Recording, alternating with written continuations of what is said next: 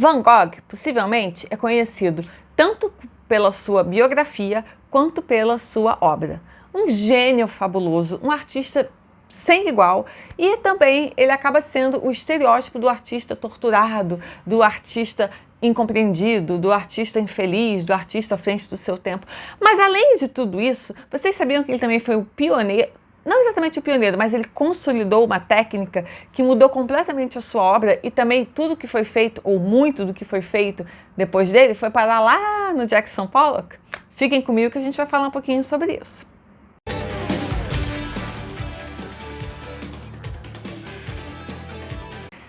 Oi pessoal, sou eu, Amanda, aqui de novo, e vamos falar um pouco sobre Van Gogh.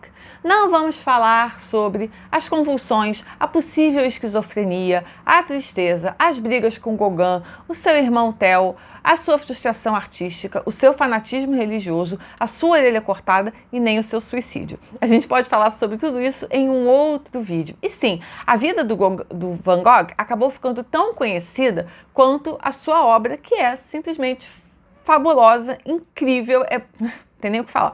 Mas, por N razões, né? Pelo seu uso de cor, pela sua técnica, pela sua inovação, a sua criatividade, a sua sensibilidade. Ele era maravilhoso em todos os aspectos, assim. Ele era realmente primoroso e não é à toa que se fala tanto dele, não é à toa que ele é o artista, ele era o artista que ele era e o legado dele é o que é.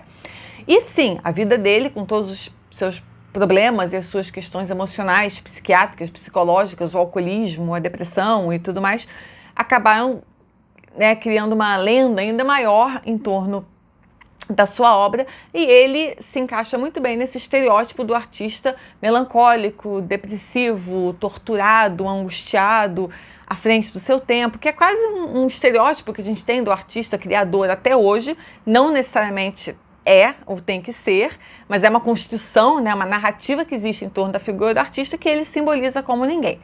Mas vocês sabem que que existe uma técnica que não foi inventada por ele, na verdade, antes dele, o Rembrandt e o Velázquez já usavam, mas ele foi o que aperfeiçoou e levou a um extremo que ninguém tinha feito antes. E olha que não estamos falando de qualquer ninguém, não. Estamos falando de Rembrandt e Velázquez, ou seja, ele pegou a bola desses dois e levou, saiu correndo com ela e, né, não está pegando a bola de qualquer um, não.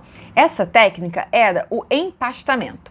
O Van Gogh não queria que as cores simplesmente colorissem a tela. Ele não queria apenas que elas iluminassem a tela. O que o Van Gogh queria, angustiado como ele era, perturbado como ele queria expor as verdades mais profundas sobre as emoções e a psicologia e a psiquiatria humana. Ele queria ir muito fundo nos sentimentos dele.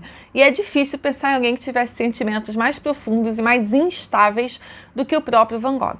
Ele achava então que as técnicas convencionais não funcionariam, não expressariam suficientemente bem, de forma profunda o suficiente, todos os sentimentos que ele queria botar. Ele queria não apenas mostrar o que ele estava sentindo, como ele queria que a gente sentisse o que ele sentia. E sentir como ele sentia era bastante extremo, mas era isso que ele queria, que a gente conseguisse sentir exatamente e na mesma profundidade que ele próprio sentia.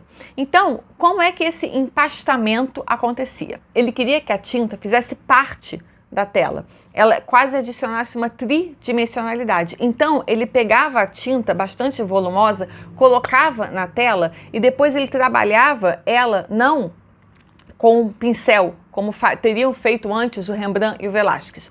Ele trabalhava ela com os próprios dedos e com faca, porque ele queria adicionar volume, porque ele achava que se ele fizesse o empastamento como era feito até então, somente com um pincel, não daria o tensionamento, a dramaticidade, a textura que ele queria para refletir os sentimentos e as emoções dele. Ele queria que elas tivessem volume, que elas tivessem, que a tinta fosse carnal, quase como se ela estivesse saindo da tela. Só assim ele achava que os sentimentos dele, que eram tão intensos, seriam sentidos por nós. Então, era aquela tinta grossa, aquela tinta volumosa. E quando você vê os quadros dele, quando você chega perto, você consegue ver realmente a tinta, ela quase que sai mesmo da tela. É quase que uma pintura tridimensional. Ele tá adicionando ali uma dimensão a mais, né, que a tela não tem.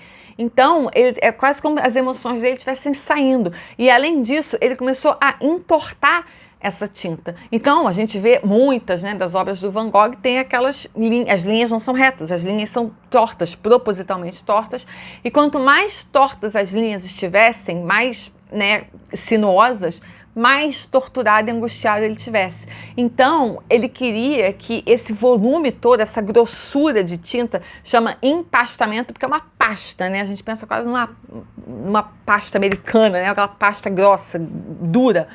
Esse volume todo fosse adicionar textura, volume, peso, densidade, e as sinuosidades, as coisas tortas, estariam mostrando o quão torto, o quão não reto era o sentimento, eram as emoções, eram tudo o que estava ali dentro dele. E quando a gente olha, a gente de fato sente, né? É tão poderoso, é tão profundo, e de fato a gente consegue perceber quando as pinturas dele são mais calmas, mais retas um pouco, e inclusive com menos textura na tela, e acho que tem muita textura, porque era tanto sentimento que não dava conta dentro dele. E além de muito sentimento, era também, né, a possível epilepsia, a possível esquizofrenia, o alcoolismo e o fanatismo religioso. Nisso eu acho que ele se aproxima um pouco do Bispo do Rosário. Era um homem que estava procurando Deus, estava procurando uma causa de qualquer jeito. Ele queria se aproximar de alguma coisa tão maior que ele usava as telas do seu trabalho talvez como uma forma de tentar alguma graça espiritual. E esse empastamento, essa coisa de colocar textura e colocar volume na tela, que, né, depois isso foi cair lá no expressionismo, foi dar no Pollock. Se a gente pensar na técnica do Pollock de subir nas suas telas, virar a lata, né, e tem tudo a ver com o que o Van Gogh estava fazendo. Lá na frente, o tapiz, que começou antes do tapiz, os cubistas, né, o próprio Picasso, o Juan Gris, o Braque, que começaram a colocar outros elementos nas suas telas. Depois o próprio Miró também foi fazer isso. Então tudo isso também tem a ver com o que o Van Gogh estava fazendo ao empastar as suas telas. Precisava de volume, de textura, de densidade para fazer isso. Os sentimentos estavam rasgando de dentro dele, e aqui e ali também estava rasgando, né? A tinta estava saindo dentro da tela, igual as coisas todas que ele estava vivendo estavam saindo de dentro dele. Além do uso de cor dele, que é simplesmente fabuloso, acho que talvez inigualável. O Van Gogh acabou morrendo de consequência, né, de um tiro que ele deu nele mesmo. Então ele tentou se suicidar e acabou morrendo pouco depois. Ele não morreu na hora do tiro, ele morreu um pouquinho depois. E evidentemente teve uma vida tristíssima, mas um legado artístico simplesmente fabuloso. E essa, por N aspectos, né? Esse é só um aspecto que eu estou pegando, mas essa técnica aqui realmente foi o que foi a primeira semente, né, do que veio a ser o expressionismo, e aí liberou um monte de gente para lidar com tinta e lidar com materiais de uma forma completamente diferente, né, como nunca tinha sido feito antes. Então, graças a ele, depois vieram os expressionistas, inclusive o Edvard Munch, veio o Pollock, vieram os cubistas e vieram muitos outros experimentos com tinta, com materiais e com outros tipos de texturas, outros tipos de superfícies que passaram a ser usados e que nunca tinham sido usados antes, e que talvez não teriam sido usados se o Van Gogh não tivesse pego essa técnica que já existia e tivesse a melhorado e a tivesse radicalizado de uma maneira que acabou abrindo as portas para vários outros experimentos posteriores a ele. Isso é só um pouquinho do que a gente pode falar do Van Gogh, e acho que virão ainda muitos outros vídeos sobre ele, e realmente é um homem incrível, né? Falar dele é um assunto que não tem fim.